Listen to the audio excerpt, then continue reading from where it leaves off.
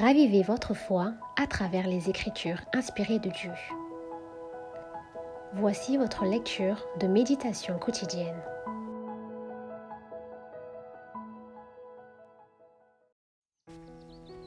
On perd beaucoup en négligeant le privilège de s'unir à d'autres chrétiens pour se fortifier et s'encourager mutuellement au service du Seigneur.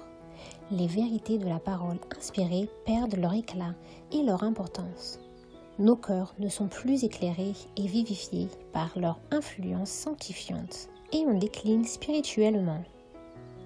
Dans nos rapports entre chrétiens, nous perdons beaucoup par le manque de sympathie les uns envers les autres.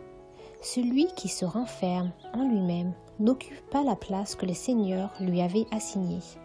La culture convenable de l'élément social de notre nature nous porte à sympathiser avec autrui et contribue à notre développement en vue du service de Dieu. Si les chrétiens se réunissaient pour se parler mutuellement de l'amour de Dieu et des précieuses vérités de la rédemption, leur cœur en serait affermi et ils se fortifieraient les uns les autres. Nous pouvons apprendre chaque jour quelque chose de plus concernant notre Père Céleste. Nous pouvons faire journellement de nouvelles expériences de sa grâce. Celles-ci feront naître en nous le besoin irrésistible de parler de son amour, et ces récits même réchaufferont et stimuleront nos cœurs. Si nos pensées et nos discours étaient davantage remplis de Jésus et moins de nous-mêmes, nous jouirons beaucoup plus de sa présence. Si nous pensions à Dieu chaque fois qu'il nous donne des preuves de sa tendre sollicitude, il serait constamment dans nos pensées, et nous prendrions tout notre plaisir à le louer. Nous parlons des choses temporelles parce qu'elles nous intéressent. Nous parlons de nos amis parce que nous les aimons. Nos joies et nos douleurs sont intimement liées aux leurs.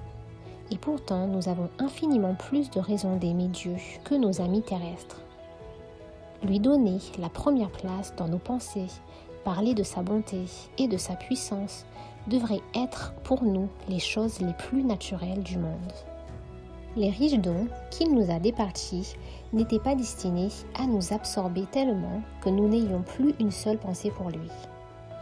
Ils ont pour but de nous rappeler sans cesse notre bienfaiteur céleste et de nous attacher à lui par les liens de l'amour et de la reconnaissance. Nous sommes trop terre à terre. Élevons nos yeux vers la porte ouverte du sanctuaire céleste où la lumière de la gloire de Dieu brille sur la face de Jésus-Christ, qui peut sauver parfaitement ceux qui s'approchent de Dieu par lui. Il faut louer l'Éternel davantage pour sa bonté et pour ses merveilles en faveur des fils de l'homme. Nos moments de dévotion ne devraient pas avoir uniquement pour but de demander et de recevoir. Ne pensons pas toujours à nos besoins et jamais aux bienfaits que nous recevons. Nous ne prions pas trop, mais nous sommes trop chiches de remerciements. Nous sommes les objets constants de la miséricorde de Dieu. Et cependant, avec quelle parcimonie nous lui exprimons notre reconnaissance en retour de tout ce qu'il a fait pour nous.